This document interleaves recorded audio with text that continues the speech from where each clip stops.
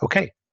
Okay, so good afternoon and good morning, everyone.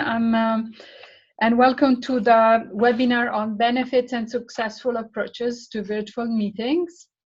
I'm Isabella Maras. I'm the coordinator of the Sustainable UN team, under which most of the work related to internal sustainability in the UN system is coordinated.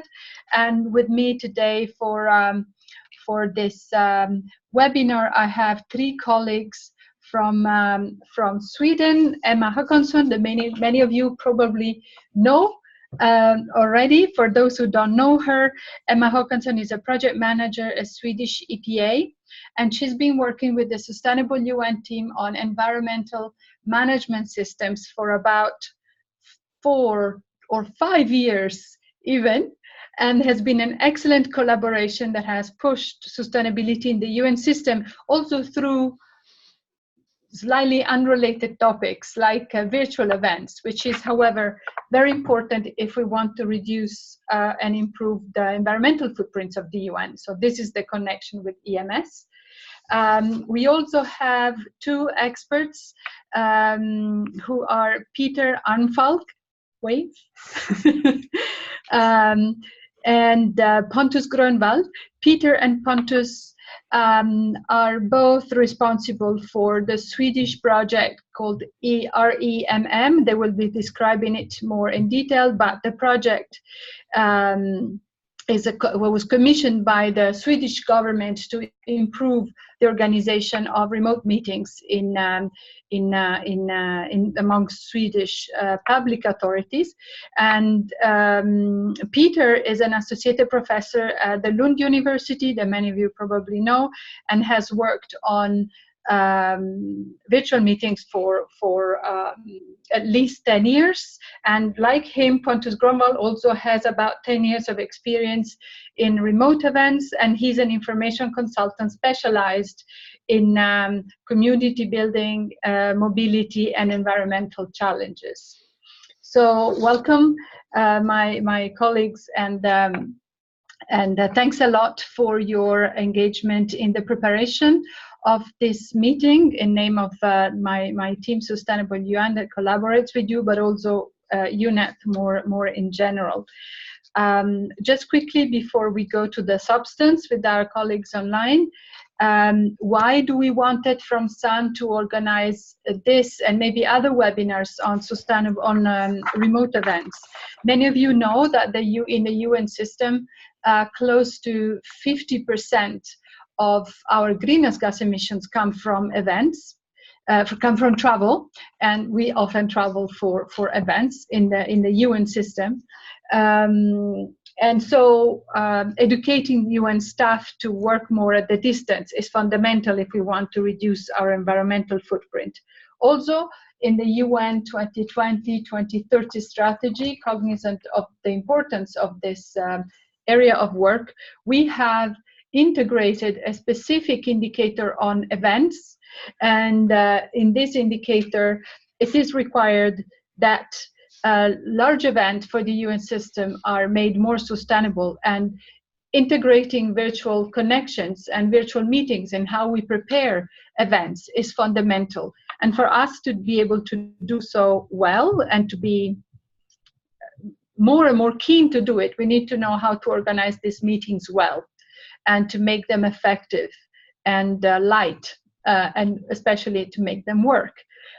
Which is why I now leave the floor to Peter, Pontus, and Emma to explain to us how we can do that. Thank you very much, Isabella, for those kind words, for your introduction there.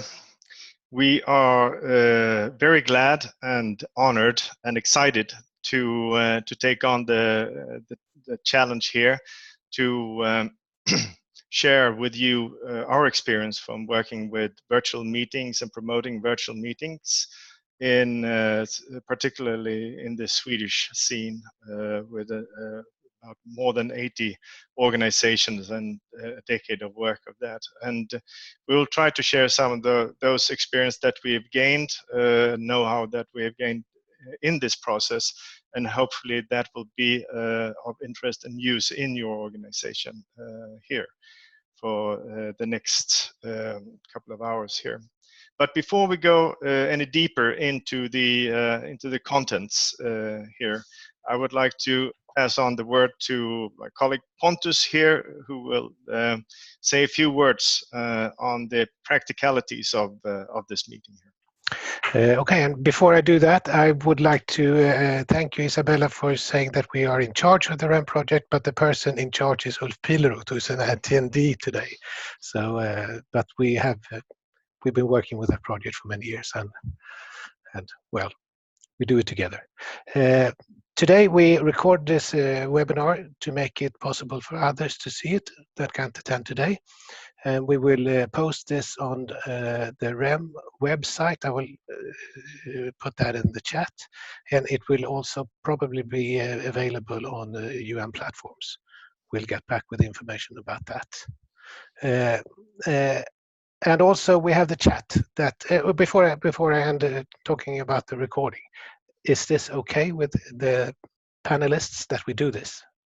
Yes. Isabella, you need to say yes also on recording. Okay. According to the GDPR, we need to say that. So yes, and the things that you write in the chat and who's attending will not be shown on the recording. So this is not a problem for you. So please use the chat. It's important for us to get comments and questions. I, together with Emma, will try to lift those. And those who haven't tried the chat yet, please do write to where your location and what organization or agency you represent. And also, if you read in the chat from Åsa Tunnell, points out that you need to see that if you want everybody to see what you're writing, you need to set all panelists and attendees. Okay. Thank you, Åsa. That's good. And thank you, Pontus, for pointing that out. So let's start our little presentation that we have today. And with that, I would like to share my screen. And I hope that everybody now can see my screen. Maybe we can get that in the chat if you can see it. It may take a while before it's Andreas can see it. Thank you very much. Excellent. So today we'll talk about benefit and successful approaches to virtual or remote meetings, as I understand the term that you often use within the UN system here. And we will specifically talk about web meeting, the type of meeting that we have, online meetings or so on. We will call it web meetings today here. And today's program, we've divided it into two 45-minute sessions. Having been a teacher for 25 years, I know that people listening to us tend to get a little bit tired after 45 minutes, so it's good to have a break. That goes for physical meetings as well as virtual meetings. So we'll thought that we'll do that, set the standard for a good meeting culture here. During the first session, we'll talk about the benefits and some successful approaches to implementing remote collaboration in an organization. We'll also talk about how you can reduce CO2 and what the results will be with an increased use of virtual communication, and to see what's in it for me, what's in it for my organization and for society. In the second session, we will focus on some practical tips and tricks on how to conduct good remote meetings, specifically this type of web meetings here. We'll also get back to you. We sent out a survey before. Thank you very much for responding to that, and we will go back and refer to some of those results that we found in that survey.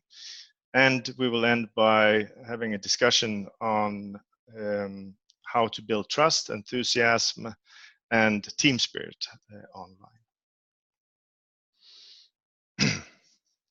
So, this is a picture of when we are arranging, let's say, a project meeting, a physical project meeting. And it illustrates the different steps that we have to take when doing that. All who's involved and all the different the efforts we need to take to create this kind of project meeting here. This takes time. It costs money. And when it comes to the money, it's not only the tickets, this planning and preparation and after work. The time and effort that takes amounts to more than double the cost of the tickets. The Swedish Business Travel Association estimates it's to somewhere in between 2 and 3 times the ticket cost of traveling here. So, when we're arranging a virtual meeting here, we avoid a number of those steps, especially when it comes to preparation and administration. Of course, we have to do the technical setup and arrangement around the virtual meeting, but as routines and know-how get in place, it takes a lot of less, considerably less time and effort to arrange a virtual meeting as compared to a meeting in real life. I know this is nothing new to you, because we've seen in the survey that you are using, especially the ones who have answered this survey and probably attending this webinar, are relatively advanced users. So, but you can use this if promoting within your organization and using this as good arguments for promoting it internally. So the time that we save by arranging these type of meetings, it can be used for working more, or it can be used for more quality work, or it can also be used for leisure time, for your own private time here. That's up to you and to your organization here.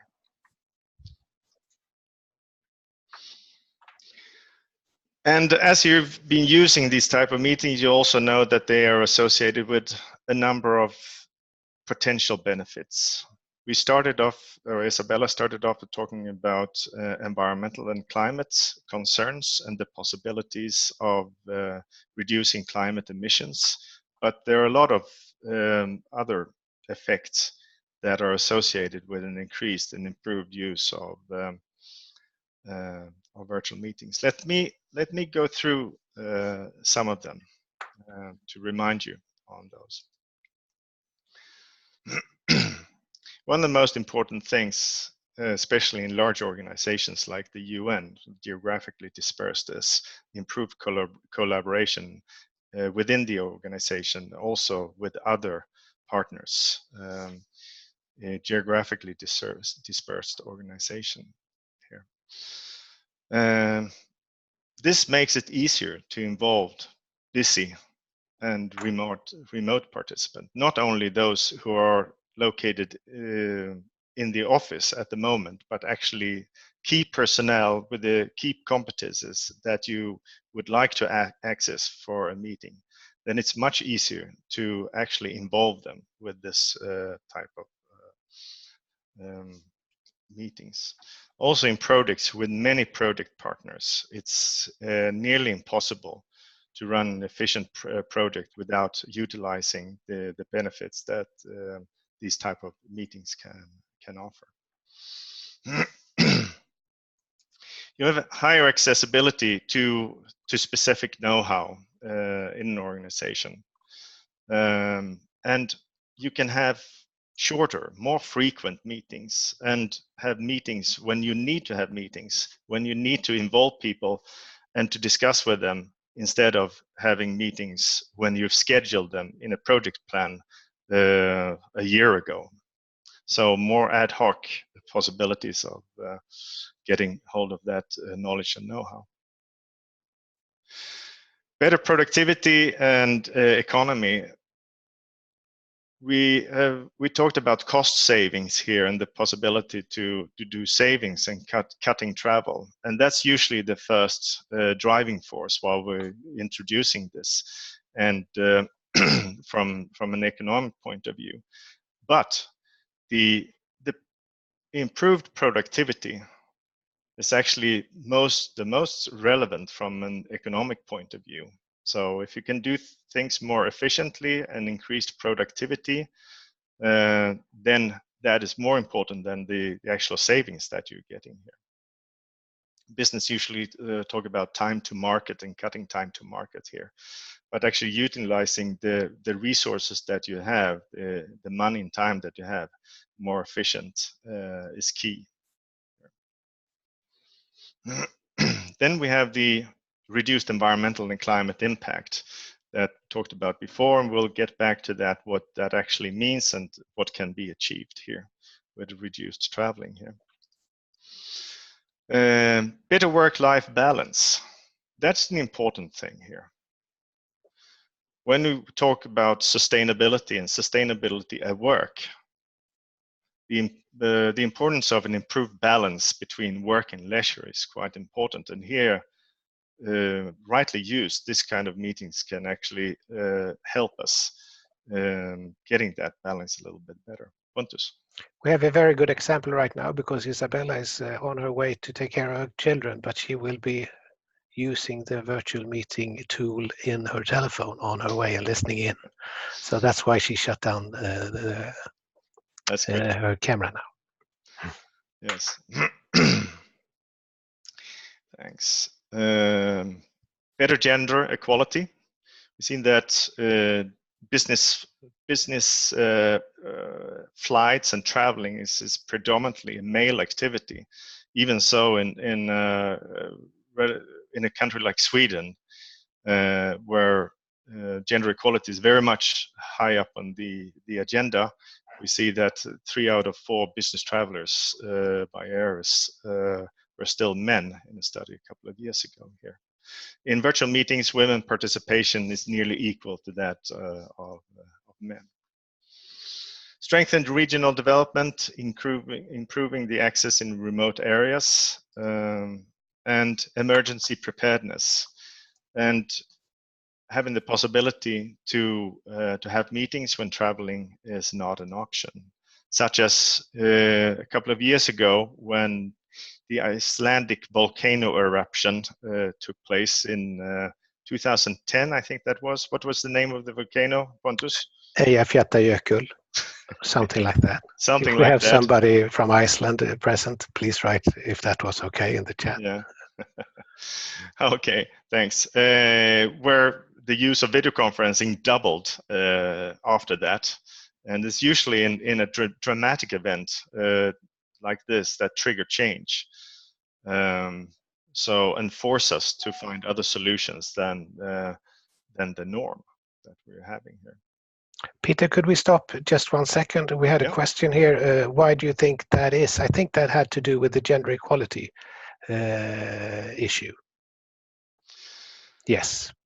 Yeah, I think it's yes. I'm not sure, but I think it has to do with traditions and norms, and this is a relatively new, as compared to traveling and business traveling, that has centuries of history, and we have a set tradition of that. While these type of tools are relative to that, relative new tools.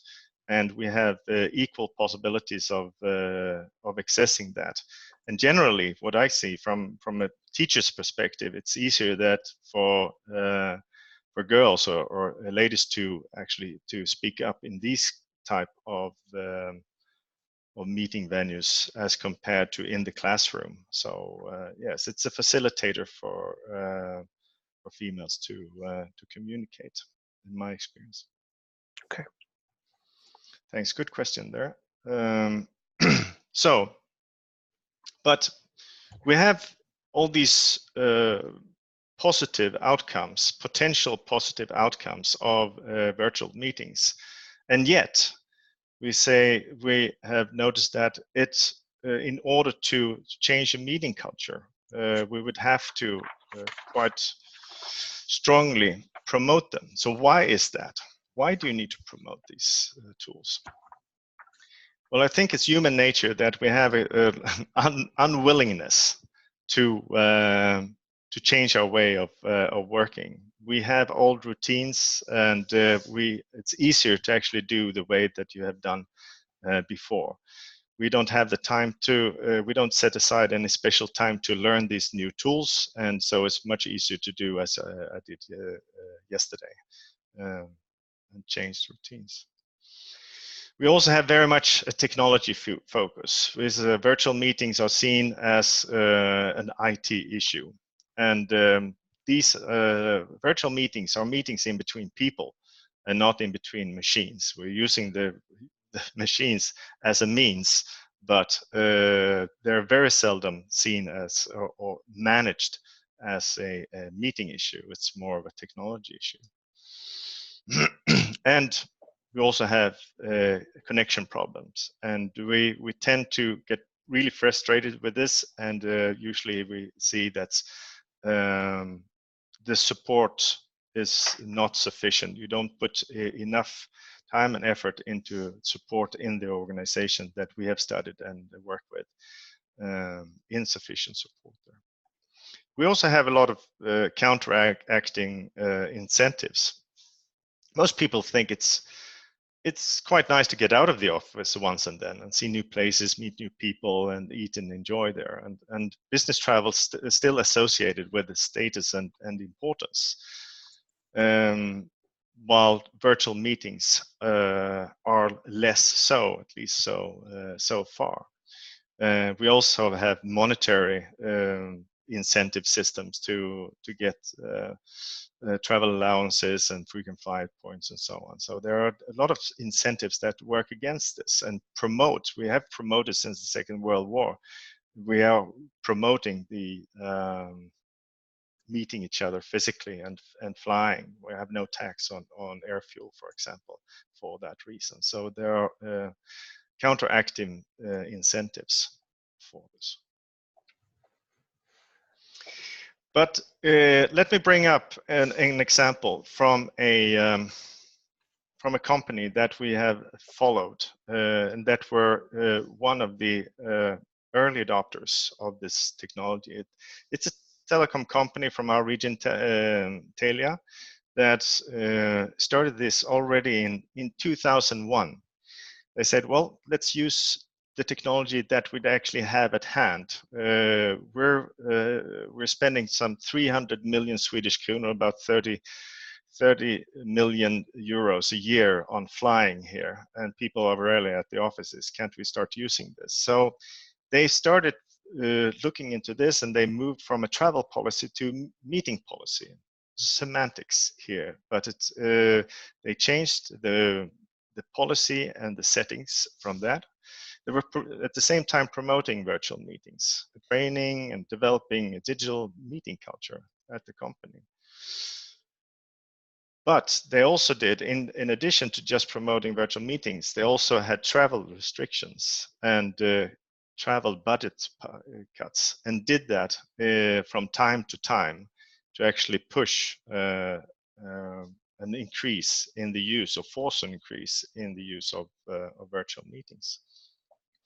So what they saw during this period of time, and it takes time to build a new meeting culture, but successively they actually saw in the development from 2001 up to 2015, when they followed this from a research point of view, we saw that they cut air travel by 61% per employee, 62% of travel costs, more than 20 million euros saved annually, and with other efforts, including other efforts in the company, they actually got an 85% reduction of CO2 in total here. And this venture, its development, has been quite well researched, been subject to numerous research projects. And the results that we find from this company has triggered many other initiatives, but also resonates very well with other research findings. And that is that virtual meetings do not reduce travel, unless they are accompanied by a determined effort to develop the organization's meeting and collaboration culture, not only a technical fix, and being led and supported by top management. And this is crucial. If you want to see these effects in an organization, these are crucial steps. Peter? Yes? And top management here need to do two things. They need to allocate resources to work with this in a systematic way in the organization, and very important, they need to lead by example themselves. Exactly. Exactly. So, and this kind of change also, this includes changing policies, guidelines, routines, incentive structures. We talked about incentives and disincentives here. We also need to build new skills, new mindset. So sorry to say, there's no quick fix to this. There are some things that are fixing things quickly, but not everything. Exactly, we'll come back to that. Yeah. So we can definitely improve the situation by learning and getting some small improvements, but it is a process. So the technology does not solve this on its own. No pain, no gain here. So that was the lessons learned from research and from empirical studies here. So do we have any questions on that so far, Pontus? We do have a question that is connected to the previous question about gender equality. Very interesting. Are there studies about female proneness to speak up more in virtual meetings? And the experiences from that is more. So I haven't seen a scientific study. That is actually more on my experience and working with the in the educational sector and working with the projects that we've been working with in the organizations here. Okay, please do write in the chat if you have more questions. Everything is maybe crystal clear, but we think that you maybe have some more questions. Please put them there. Emma, have you any questions?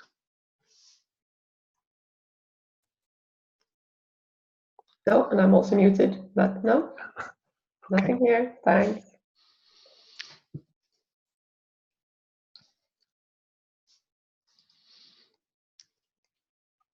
Okay, so those were that was the experience from one of the avant-gardists, and built on that we have worked on. We have developed a program called remm that Isabella referred to,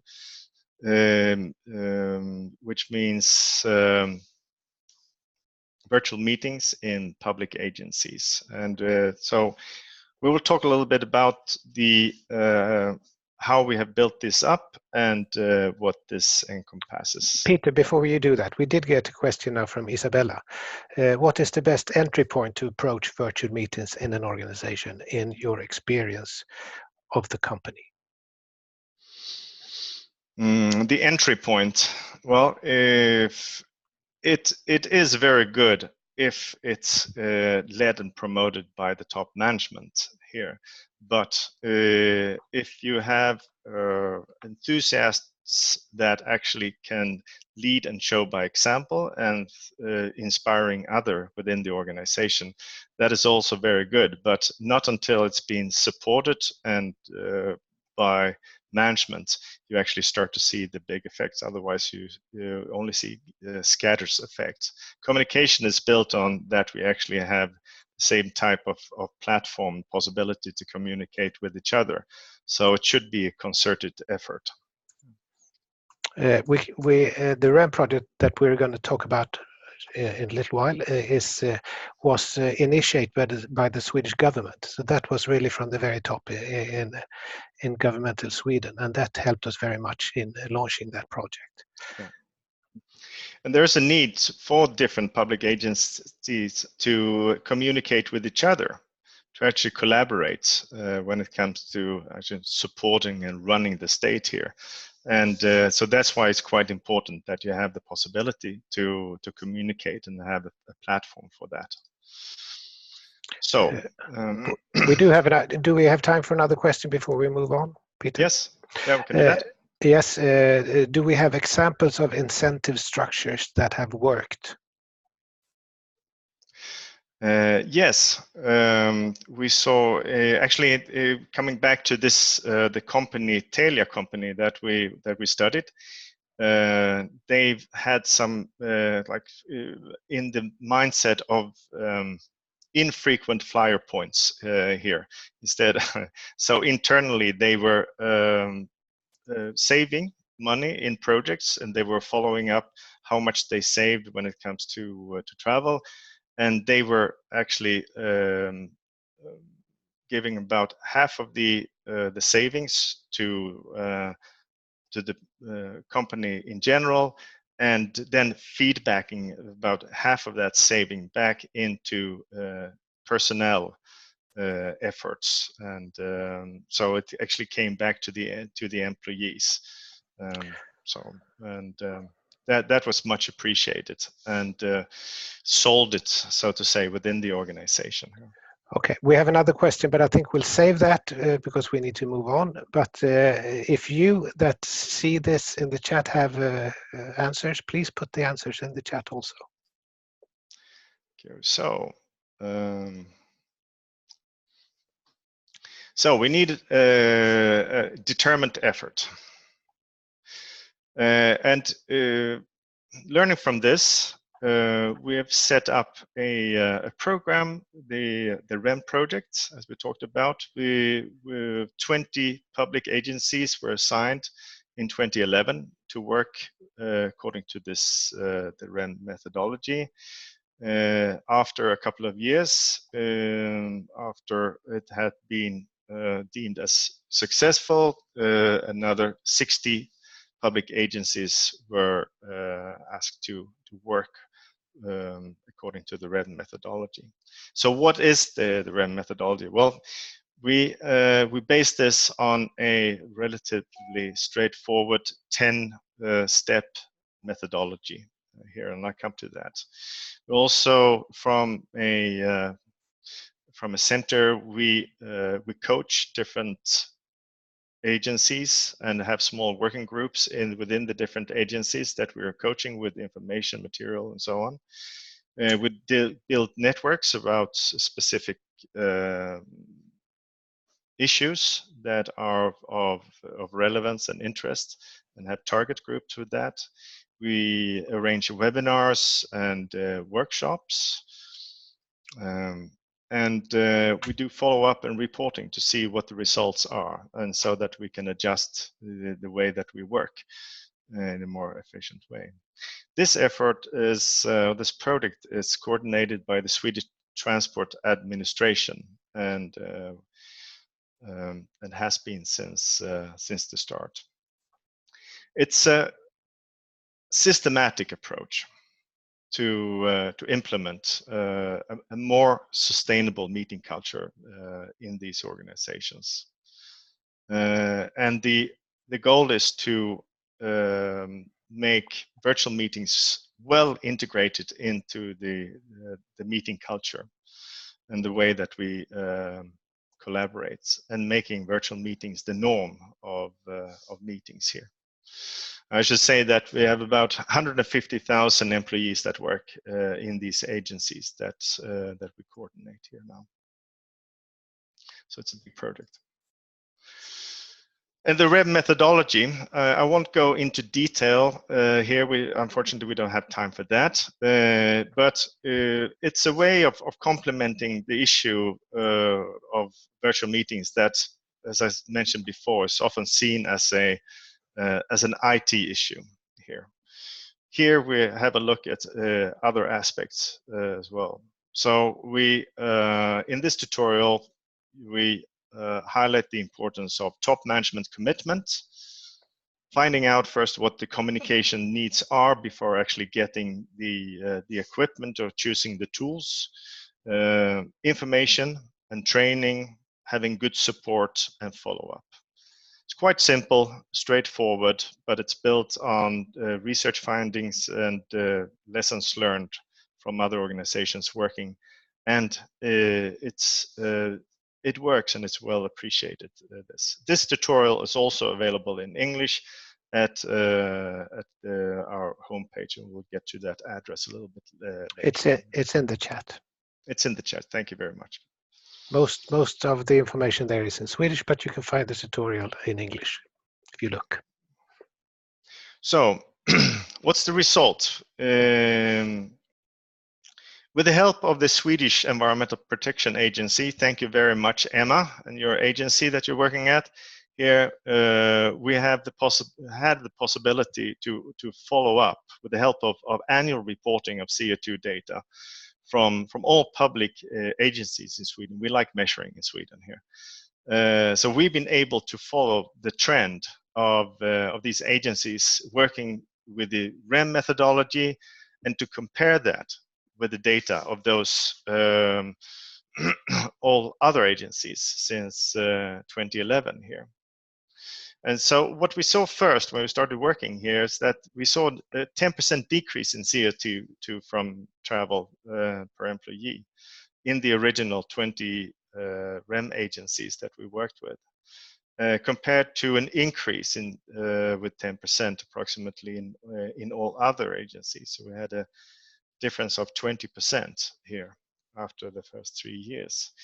Then the reduction actually continued, and now the remm agencies, they report 25% less CO2 from travel per employee as compared to 2011. And more agencies are now working with virtual meetings and with the remm methodology. There was a big increase, especially 2014, 2015, when Sky for Business was introduced in many public agencies. And we've seen that CO2 emissions are starting to come down in other public agencies as well, and now amount to -6%, but still have about a 20% difference in between those agencies. Peter, if you look at the blue curve with the original remm agencies, it's much lower from the beginning than the others. How do you explain that? Yeah, the remm agencies that were assigned to work with the remm methodology and the remm projects were predominantly very large agencies where you have a large share of the employees do not travel actually, or travel very little. So they were lower from the start, because now we're looking at the average per employee here. But otherwise, no other differences in between the agencies. Okay.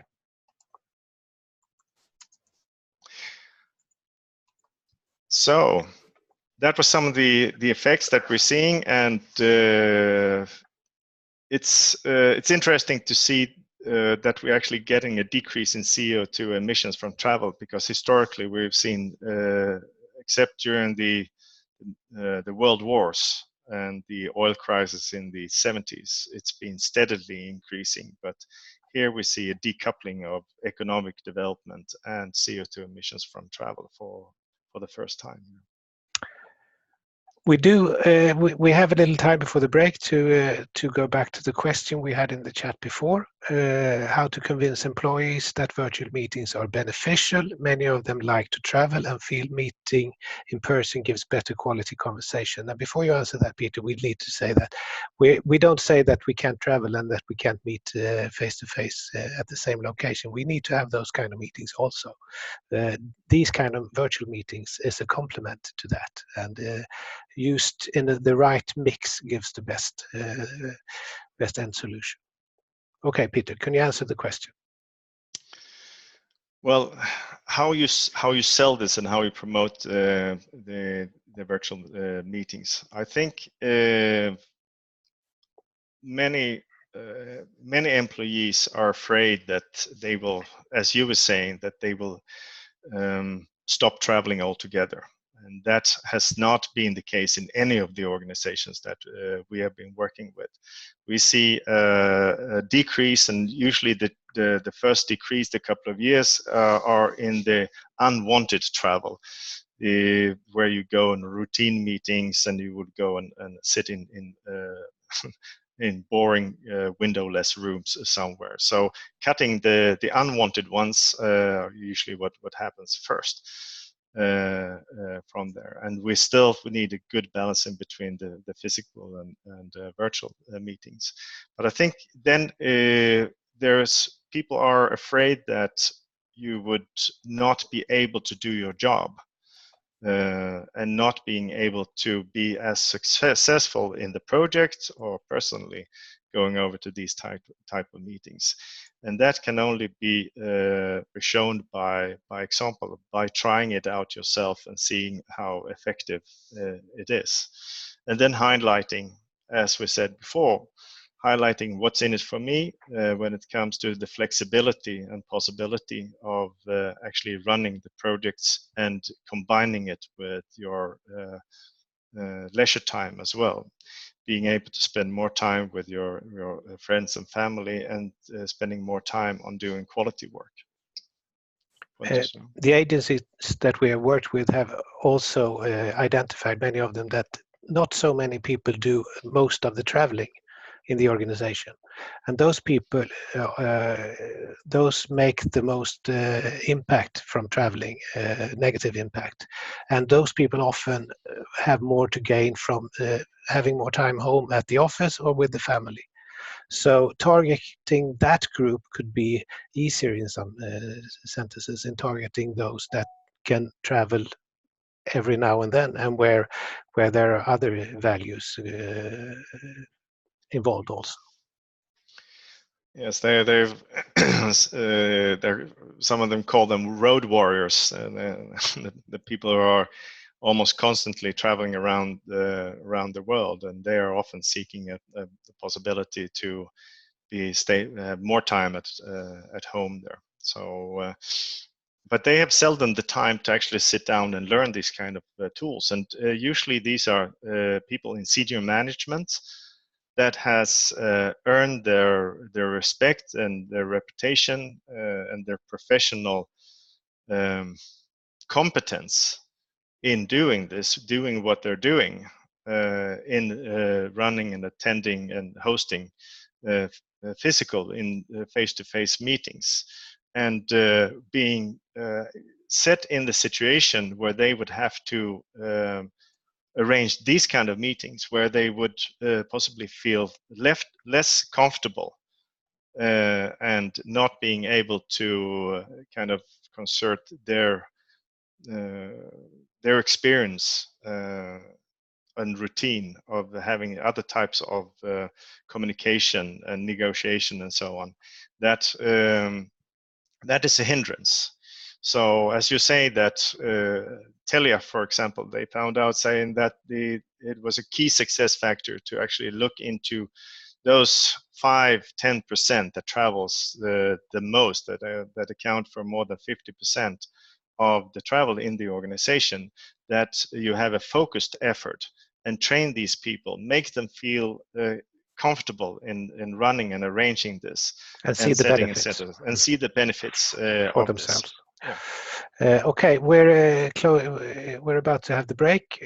First, we can answer the question about the Swedish Foreign Ministry. It's not as an organization part of REM, but it's part of the government, or so in how would you say, Peter, that we're connected to them in some sense?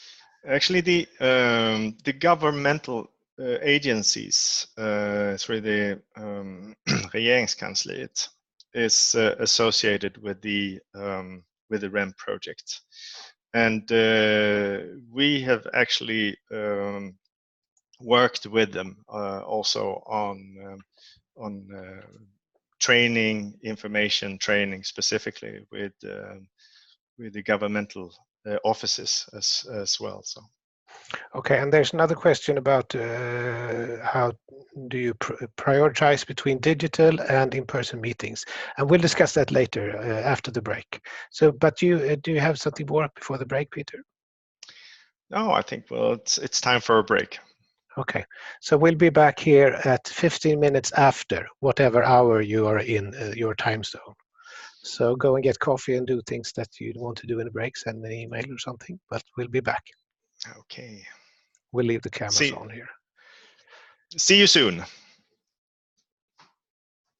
And what we can do in the meanwhile here is that during the break we'll actually we launch a little poll. That's what I was thinking about, but I thought that maybe you didn't want to. Well, let me do it instead of just thinking of it. So we have a poll, and this, I think it works like this: that in the webinar tool, if you're running through the Zoom app, then you can see it. If you cannot see it, we'll ask you to respond to this in the chat. And the question is here: how much of your working time do you actually spend in meetings, usually, in percent? From 0%, none of your time in meetings, congratulations, up to 100%. And those who can't see the poll, because everybody can't see that, Peter, is that right? Yes, so for those of you who cannot see the poll, then I put them in the chat, so you can answer in the chat. Put that question in the chat. So. Okay, there. Okay, I'm going to go and fetch some coffee. Is that okay? I'll take a quick break and I'll be back in a minute.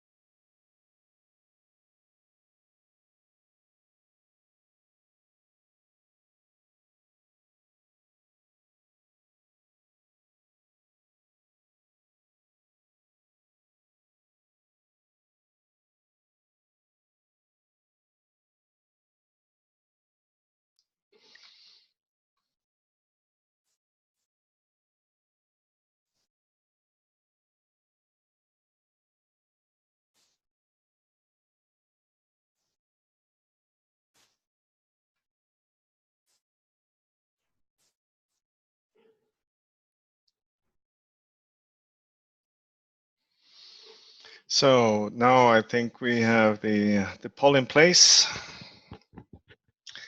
So can anyone see the poll now? Pontus.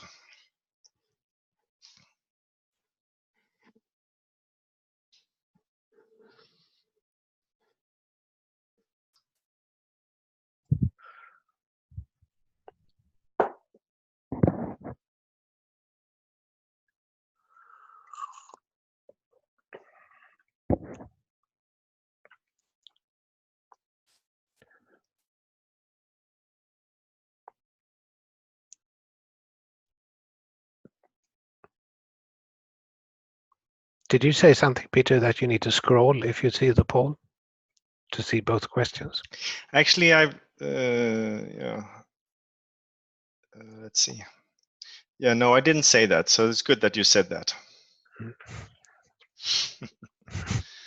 And I should also say for those of you who are using the web browser and not the Zoom app or the program, that we also ask another question: how many of these meetings do you conduct virtually, like fully virtual meetings or partly virtual, the kind of hybrid meetings here? That's also we would like to know that. Somebody says 0.1%. That's not very much time. Yeah, 0.1% of your working time in meetings. That's good. No, that's 2. That's in virtual meetings. So this is a new arena. Hopefully, will inspire a little bit.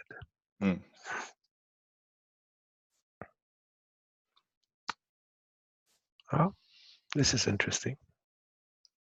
How about you, Emma? How much of your time do you spend in meetings? I think I spend 60 to 70% in meetings, but I think I'm exceptional when it comes to digital meetings because it's like 90% of my time. Yeah. in virtual meetings, yeah. Thanks to the UN and EU projects. That's what it is now. So do you? Do you have your experience of working with virtual meetings? You work with the Swedish EPA and you work in UN and EU. So do you see any difference there? Yeah, I think in Sweden we're pretty far ahead, especially compared to the EU. And I think definitely we need a change in culture in the EU, because just as you mentioned before, it's still a bit of prestige and it's kind of good for your career to do the traveling, but it doesn't have to be that way, because you can, in the team I'm part of in the EU, we have meetings twice a year, and I think it would be sufficient to meet face to face once a year, and then we could have the other one as a digital meeting. Yeah. Have you suggested that? Yes, I have. So they're working on it. Here's a question, Peter. Did we say any specific time for when the break ends? Yes, it will. We said 1:15. Okay, just so everyone knows. Yeah.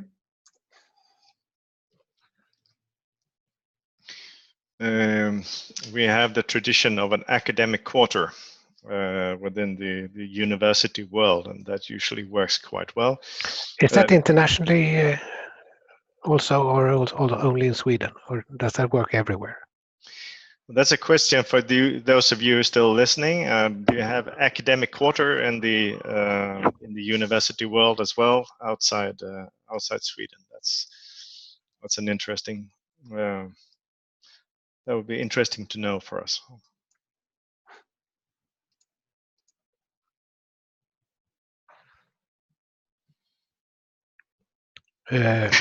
In Greece, they have 15 minutes academic time. Is that and the rest is break?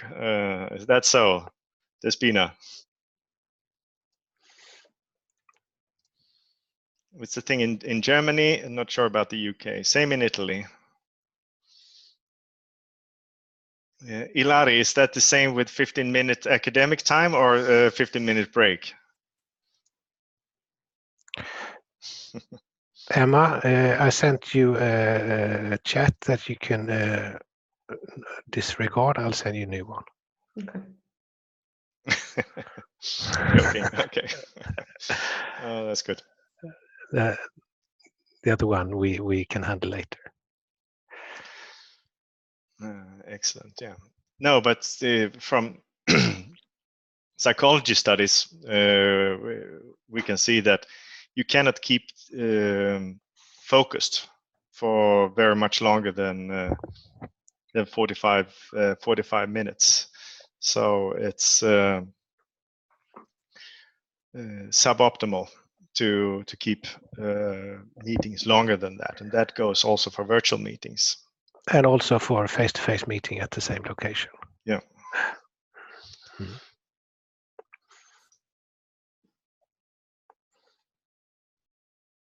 Okay.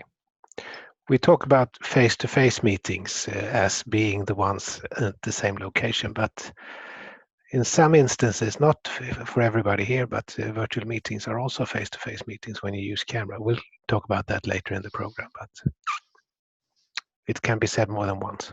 Mm. So I think now we'll end the polling now and have a look at the results here. And can you see the results? I see the results of the first part. Yes. So we see that it's probably in between. If you put And the this second together, was, yeah. we probably have an average of around 30%, 35%.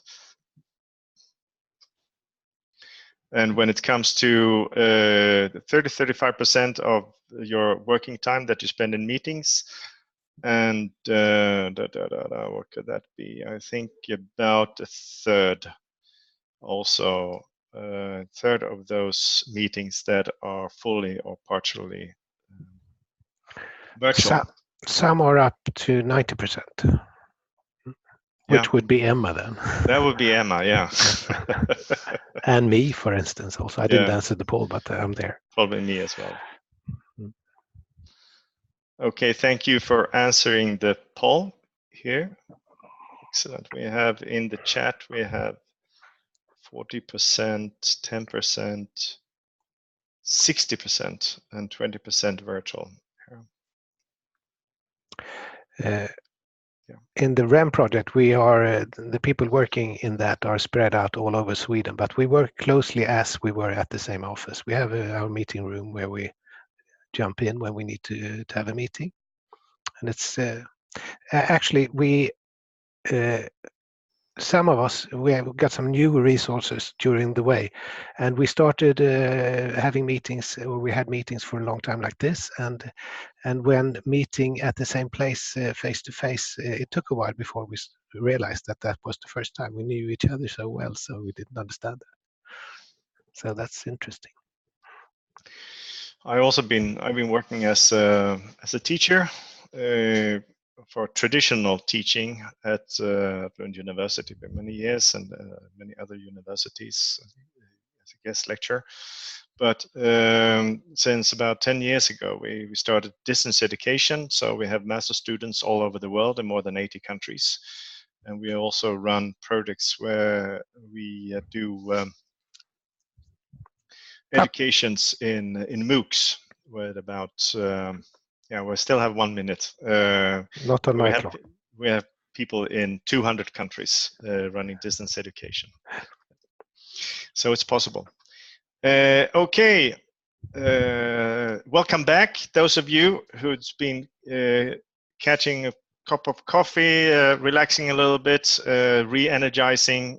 We've been chatting away a little bit during the break, and we actually launched a poll here, and you can see, I think you can see the results from this. We asked how much of your working time do you spend in meetings, and that amounts to about 30-35% of your working time on average here.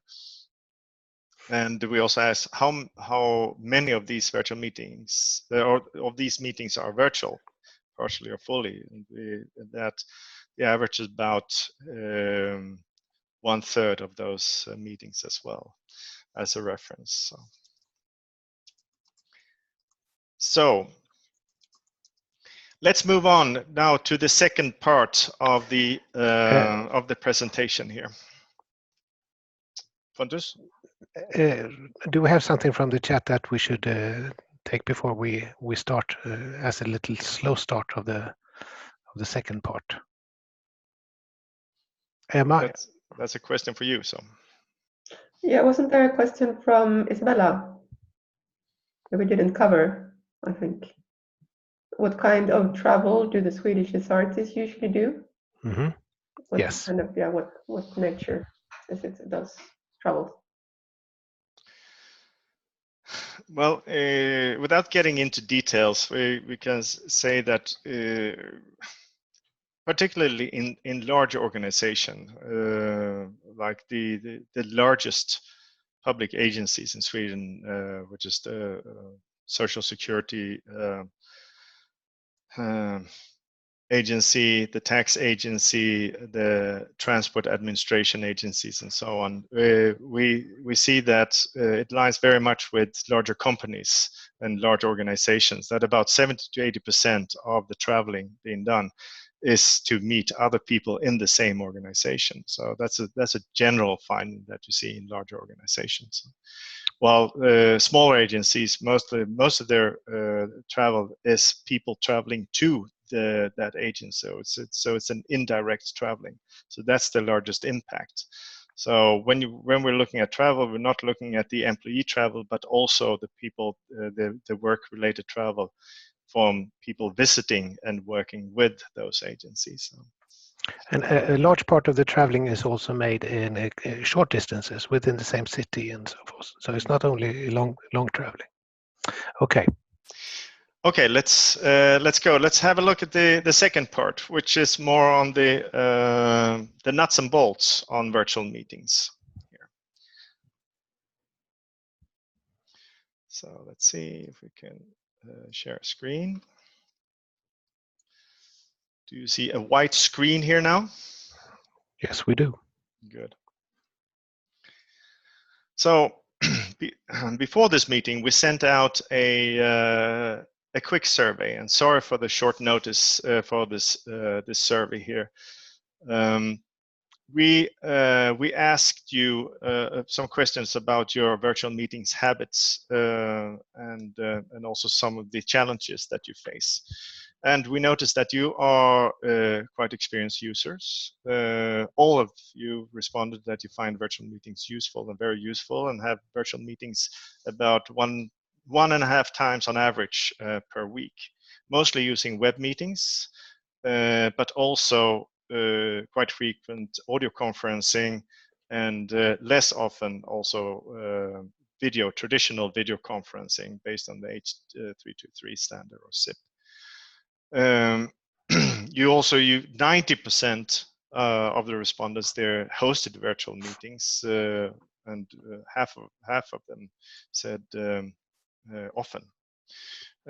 Also, many 8 out of 10 arranging seminars, conferences with remote participants, 25%. So this is nothing new to you, and I think that you're overrepresented here in this webinar. And also I think that the sample here that we get, the people responding to this survey, it's a relatively skewed sample in the way that it's the people who are most interested in and experienced of virtual meetings. So this may not reflect the rest of the UN organization here. But interesting, we'll see the challenges that you have. It's like, and 2/3 of the respondents saying that you experience poor sound quality, and as the sound is the key success factor, having good sound, that is a bit worrying. 2/3 say that you have problems of connecting to the meeting. That's a technical issue or also a user issue here. 43% poor video quality, and 42% that where the connection gets lost during a meeting. All very frustrating things in virtual meetings and leading to being less keen on having these kind of meetings. We also asked about user issues, and a large majority say that participants do not connect in time, which is a matter of frustration and respect. Also, do not use camera, which is we noticed in several organizations that you have developed a meeting culture where you don't turn on the camera here. This could be also be for technical or historically technical reason, a bandwidth reason, or use a poor or the wrong microphone here.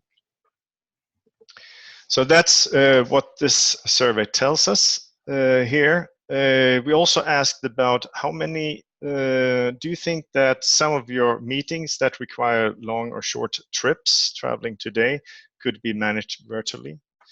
And we see that 71% of the respondents says yes or perhaps, and most of the respondents here said yes indeed here. And this shows the potential to kind of reap the benefits of an increased and improved remote collaboration within your organization, with huge monetary and climate savings and productivity increase. So there's a potential to work with these issues and improve within the UN. As we see it. Hi, Peter. Yes. I would just want to go back. We got in the chat a comment that wonder if we think it's better not to use camera. We think it's better in every sense to use camera if possible. So if we were not clear enough on that, we need to say that again. Face-to-face meetings, also this way. This is a digital face-to-face meeting here. So, how some of the success factors that, from our experience, that are quite important to make virtual meetings a more pleasant exercise. And we will share with you some of the key findings that we have found here.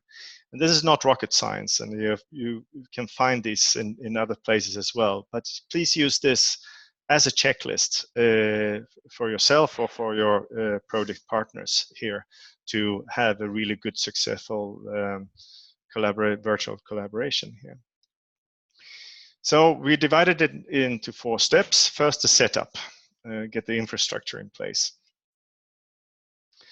So first, of course, choose a good meeting tool, Skype, Zoom, or as we're using here, or other tools here. But then use a headset, preferably with a USB plug, so that for the best sound quality. Alternatively, you can use a conference unit like the ice hockey. Yeah, thank you, Emma. Like a big ice hockey puck. That's a reference for a Swede here. And then the question that we got: use a camera, the built-in or an external camera.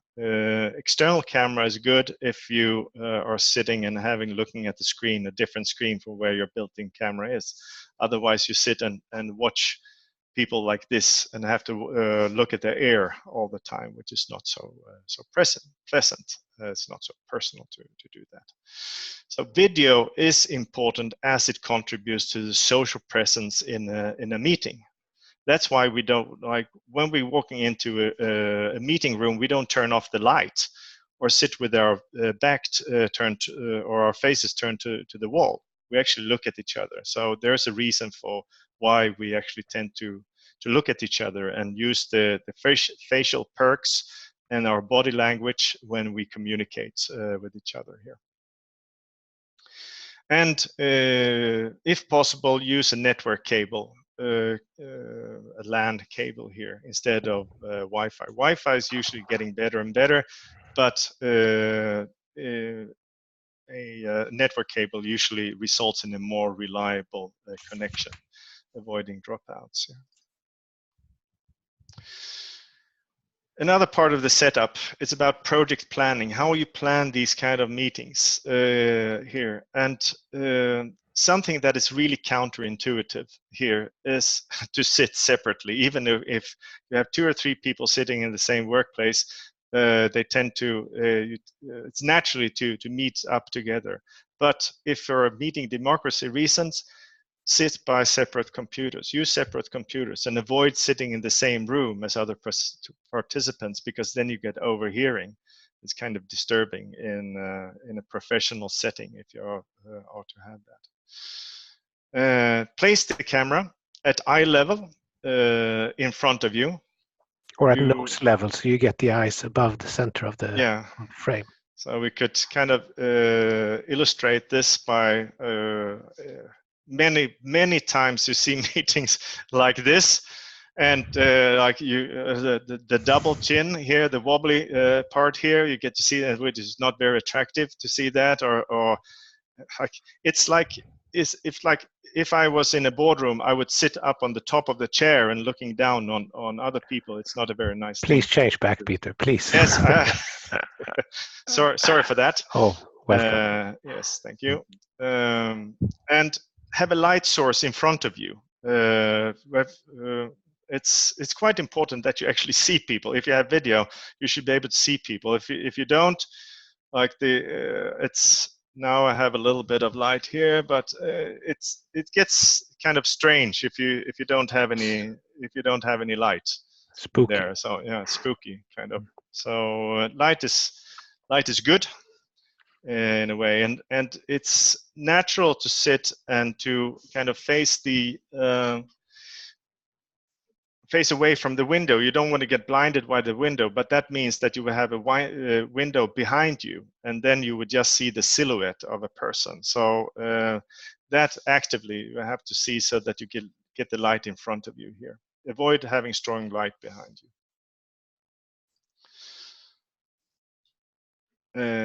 Then about preparation just before the meeting here. Of course, you know this.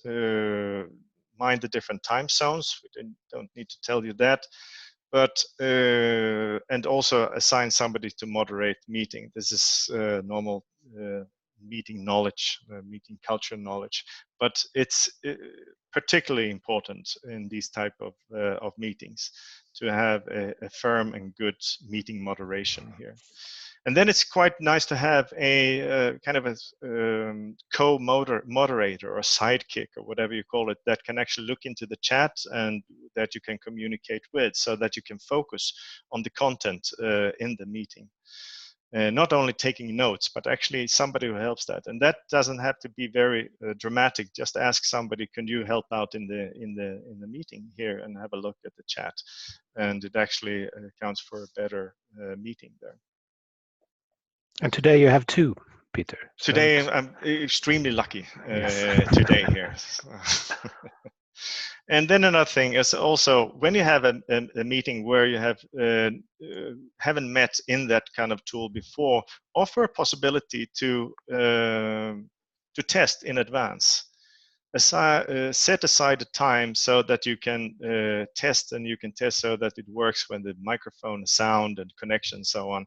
Then you don't need to be frustrated that that doesn't work or stressed when you come into that situation. So schedule before a couple of 1 or 2 test rounds before it pays off. Another time issue here is to encourage participants to join some 10-15 minutes prior to the meeting. When we're getting to a face-to-face meeting, you don't rush in, hopefully not, in the very last minute or a few minutes afterwards. It's kind of annoying. It's good to come a couple of minutes before, get a cup of coffee or whatever, and to talk a little bit with the meeting participants beforehand. And to mimic that and to actually utilize that kind of social connectivity that you get there, just join a few minutes before here. And that's why it's good to schedule, not schedule 1-hour meetings, so block-to-block meeting, but actually schedule 45-minute meetings. So you actually have the possibility to do that. And then in that time, coach and help the participants when it comes to checking so you have the right microphone. Avoid breathing noises. It's quite annoying to have breathing noises for hours there that you tend to get with the microphone. Try out the cameras and have some small talk and drink coffee. You must think that we drink coffee all the time. We actually do in Sweden. So, and when you know each other and you have reoccurring meetings, you have all the microphones and cameras in place. Use the time to talk about things that are not work. That also makes it more like a meeting where you meet at the same place. And then we come to the meeting itself. So again, I think you're starting to get the message here. We really like the camera. We got the video function. Turn on the camera if possible, and look into the camera as much as possible when you speak. A trick is to place the view of the participants close to the camera, so you're not sitting and looking like this all the time, but you're actually looking into the camera here. If you're not using the video, you cannot use the video, you don't have that possibility, then announce who's talking, and the moderator would have to be attentive to that.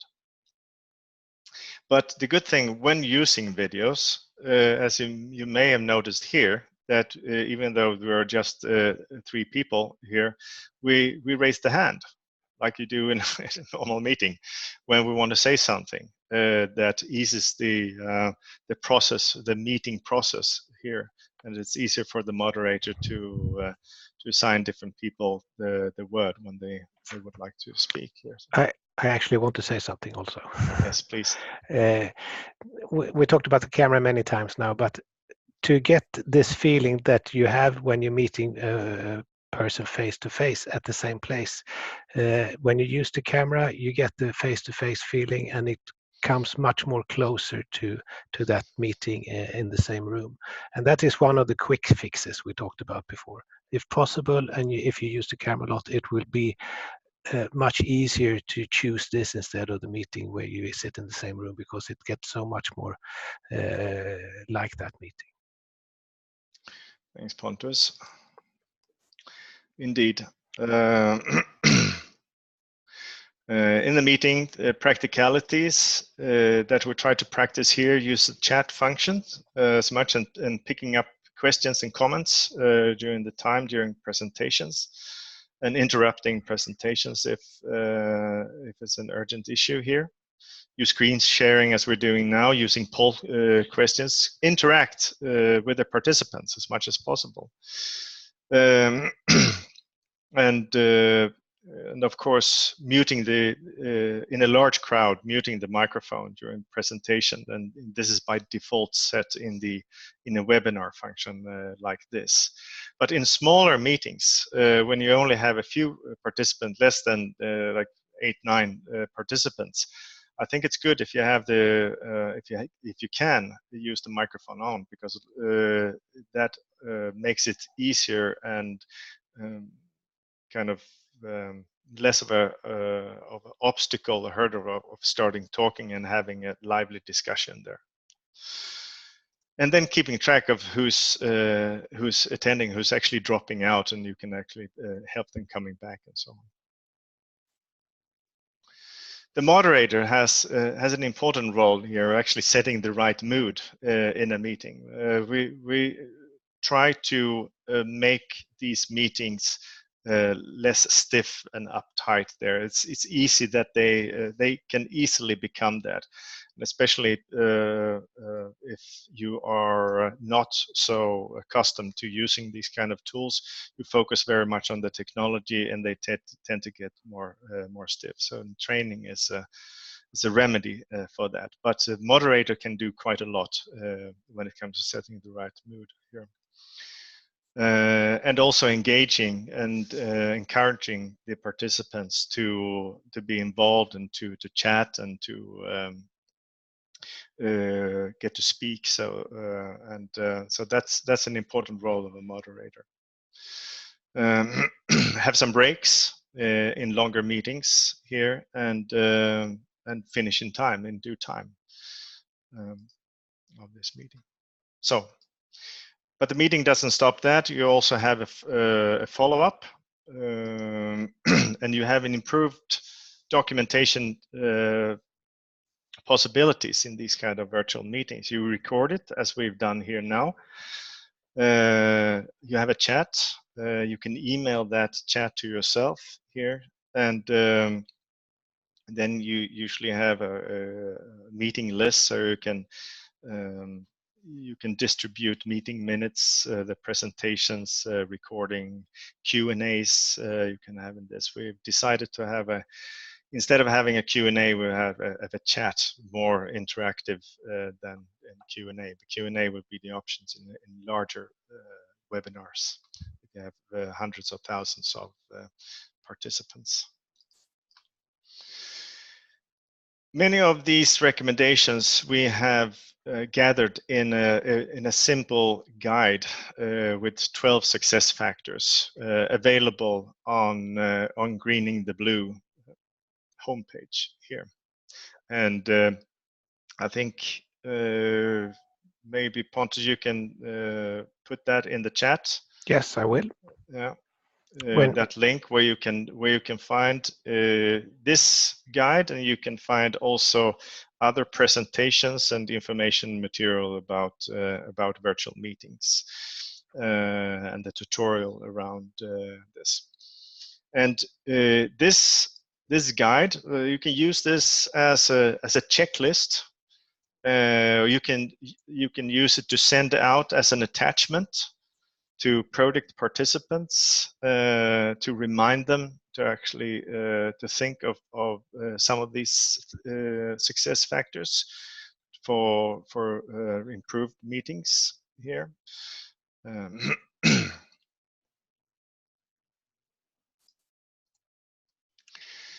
And then we have the issue about hybrid meetings. And with hybrid meetings, we mean face-to-face meetings and virtual meetings combined. And this is a very common way of meeting here. And usually the entrance point of virtual meetings into an organization, we tend to copy the way that we've done things before. So we said, well, this is just an add-on. Let's put a TV on the wall or a microphone, and then we can have a virtual meeting here. The first step in kind of a digital maturity development here. These meetings can be good, but they are a challenge and seldom very optimal for the people attending virtually at a distance here. And it could be challenging for the people in the room. It's hard to see and it's hard to hear what the people are saying often here. So if possible, choose instead an option where all participants can attend virtually. That is usually a good success factor for all the participants. We create a meeting democracy, or level the play field when it comes to the type of meetings here. So. And some things to consider in these meetings are try to use video in this meeting again here. Avoid just having sound. It is very hard to actually remember that the people are you notice them the first 5 minutes, and then you forget that they're there in this plastic piece on the table there. One trick is you often start a meeting with a presentation round. Start with the people that are not in the room. That makes them feel participants in a better way. Yeah. And then if you have presentations, use common presentation. Use a virtual meeting tools to share the presentations. so that the people attending at a distance actually can take part of them. And keep the connection running throughout the entire meeting here, not even in the breaks. So you can have small talk in the breaks with these people as well. Otherwise, they are totally excluded from the social part of the meeting here. And and please do not forget these people attending at a distance here. It's very easy to do that and give them, as Pontus saying, the special attendance here and priority in these meetings here. So. And then it's good to have a plan B. What happens, for example, to think of issues like what happens if your connections goes down for the meeting? What happens if the participant cannot hear or see a presentation? If the participant's video is not visible or on, and the sound comes from the wrong unit. So I could ask you, Pontus, what would you do if what would you do if the connection to the meeting goes down? If your connection goes down, I would be happy to be the sidekick, and I have the presentation, and I could take over. So we have a way of fixing that. But if you can't rejoin the meeting, you can also try. Often it's possible to call in via telephone, and telephone is often more stable if you have problems. But that shows how good it is to be two that are running the meeting. Yeah. Then we have a common problem. We talked about the video here. What if a participant's video is not visible or on? What would you do then? The third point here. If the third point, you need to start sharing your video. Often it goes in two steps. So if you press the first button, often you have to press another one in another little window sometimes, and often people don't see that. So that's the thing to look for, and also that you have the right camera. If you have a laptop and the lid is down, often the camera in the lid is the one that is first activated. And if you open the lid, the camera comes on. And you can also change camera in the tool that you're using and find the right camera that you have. And we've been in so many meetings where you see that you have a totally black picture and say, well, I turned on the camera. And then the simple solution is just opening the lid to the laptop computer. So after numerous years of working with virtual meetings, that is one of the key tips that we can actually give you. Open the lid for the computer. Okay. One way when you're planning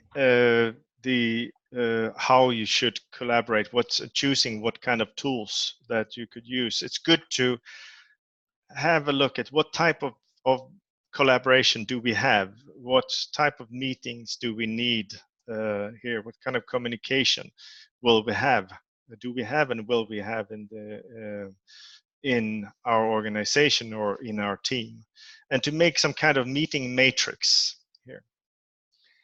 And here you can see different types of generic type of meetings or collaborations situations that you have, and the experience from a number of organizations that we worked with, and how they have expressed what they find most suitable, more or less suitable. And you see the power of video here. That is seldom very suitable when it comes to pure audio conferencing, but that the virtual meeting alternative is more likely to be preferred if you have the video option in here. So. And then we shouldn't say that, well, this is not an absolute truth. The usefulness of in a certain situation, meeting situation, changes as you get more used to the different tools. So the meeting situation, according to the channel expansion theory, the better you get at a tool, the wider the channel, the better it actually gets. You can actually do more with that tool and feel more comfortable in different situations. You can even have brainstorming meetings, and which demands more intuition coming in, more feelings expressed, more complex meetings here. What we want to show here that this is a tool that you can use in an organization and start where you are, and then as the virtual meeting culture evolves, this matrix or this guide will also evolve with you. Yes.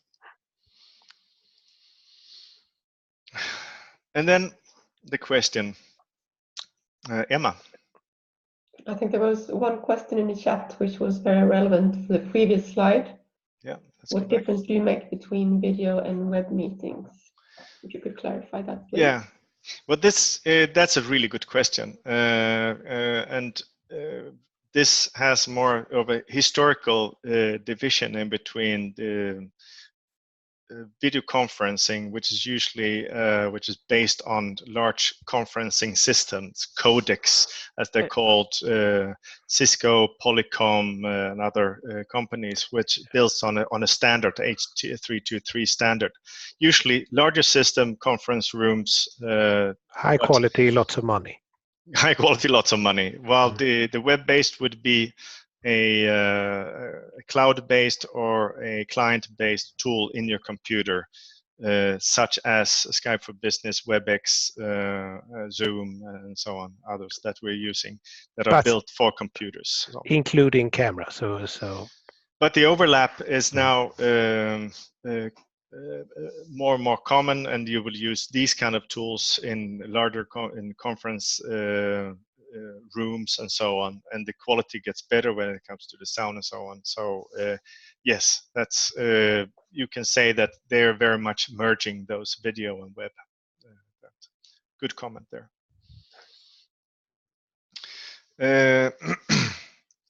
Then back to building and maintaining trust, enthusiasm, and team spirit at a distance. One of the key issues when you're deciding whether should I use, Emma explained the situation of a EU project where you have one meeting per year or 2 meetings per year. So how should you go when you move in that gray zone? So should I have a virtual meeting or not? How good it can we actually? How often do we need to meet face to face in order to build and maintain that kind of team spirit? And that depends very much on the quality and how good you are and how comfortable you feel in having the virtual meetings, how well they work. So when meeting online, just some few words of advice is have shorter, more frequent meetings than you would have when you plan projects otherwise. That actually will maintain the communication, avoid misunderstandings, and you can actually get issues straightened out when you actually need to straighten them out here. And again, start to sound like a parrot. If possible, use the camera. Here we're screaming in big capital letters. And also, if possible, to make the meetings less formal, give meetings a personal touch, also so that you will feel more comfortable in those meetings, including time for small talk in the beginning, during breaks, and so on, as I've said before. And activate, integrate the participants, asking questions, and making sure that people get to speak during that time. Also an issue for the moderators. So virtual meeting moderation is something that we need to develop here. But when you're having planning projects and you're planning for a good, healthy, sustainable mix in between virtual and face-to-face meetings is key. But when you're meeting, don't fly in people to sit in a windowless, boring room and have and show PowerPoint presentations all day and then fly them home. But actually spend more time of getting to know each other and doing the things that virtual meetings takes longer time to build when it comes to getting to know each other, building this kind of trust and the personal touch for those face-to-face meeting, and allow yourself in those projects to spend that time in those meetings. So that was some recommendations on when it comes to that. But these are our experience from working in the Swedish context. We're curious to hear your experience and how what works in the UN organization as well. Before we do that, we have some questions from the chat that we need to take care of. Yeah. So if we stop yes. Should you or me start, Emma? Well, you go ahead. Okay. See what you have left. We have an older question. How do you prioritize between digital and personal meetings? How are these completing each other? I think we answered that in the last picture. And if we didn't, please write in the chat. And then we have a question, is it okay to encourage interactivity but also clarify that it's better to wait to ask questions when allowed during breaks and end of presentations? During in-person meetings, there can often be a lot of interruptions, which I think can be very disruptive. I think the problem is in virtual meetings is that you don't have the interruptions.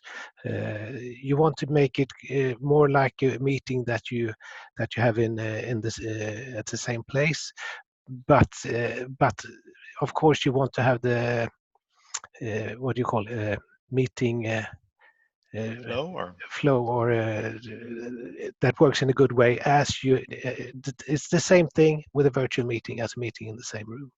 But the problem often in a virtual meeting is not that people are interrupting, and it's that you don't get them involved.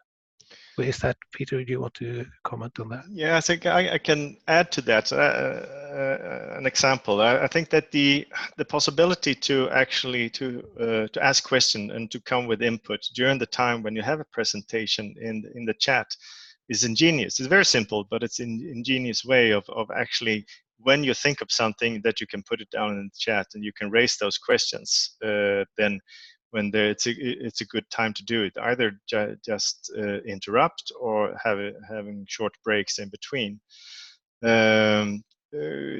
What we noticed, the 3 public agencies went around on a tour promoting small companies to start how to start companies, and they had physical meetings where they gathering some 200-300 people in a hall, and then doing presentations, and then a few people, 2 or 3 people raised their hand and asked questions. They did this in a virtual setting, and they got hundreds of questions during this time, because people didn't dare to do it in the physical setting, but they actually dared to do it in the to write questions in the chat.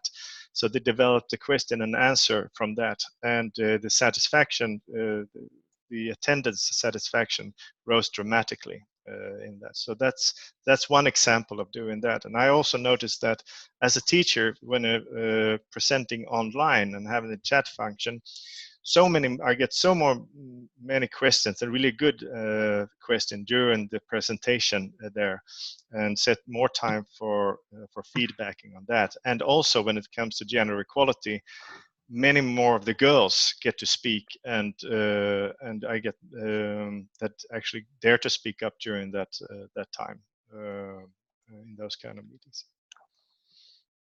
Emma, or me? Yeah, the next one I could see in the chat was Isabella's comment and question. That sometimes in our meetings we do have a mix, face-to-face and remote, but the video in the room is not available. This indeed creates a sense of remoteness. Do you recommend simple and cheap tech solutions that we could carry with us on mission to enable a video function, such as the Jabra? It's a very long question, and the very short answer, yes. There are small cameras that you can put in your pocket and with a USB plug. That is still very efficient. Yeah. Usually there is some kind of screen and some kind of possibility to have some kind of monitor, and if you can connect that to your computer, you have the possibility to do that with Skype for Business or some other kind of tool, GoToMeeting. I think those are the tools that you're using mostly, or Teams. So. Okay, we have a few minutes left and a couple of questions. Is there an ideal maximum number of participants for virtual meetings? Thinking about projects with larger number of partners. Sorry, could you repeat that? So. Is there an ideal maximum number of participants for a virtual meeting when you think about projects with a large number of partners? Well, I think it depends on the setting. Also, like you can have hundreds of thousands of people attending if you're doing it in a webinar setting. But if you're speaking about having everybody online and using it as a meeting, I think you up to about 10, 12 participants, it's quite manageable to use it. You need to have, it's good to have a sidekick or to be experienced. If you're using more, if you're 15, 20 of them, then it gets harder. But I would say something like that, ballpark figure would be up to about 10, 12 people.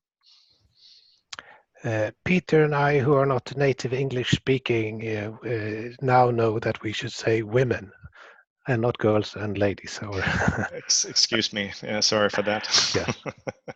Yeah. Thank you very much, Jerome. Okay, and Emma, have you got some questions that we haven't covered?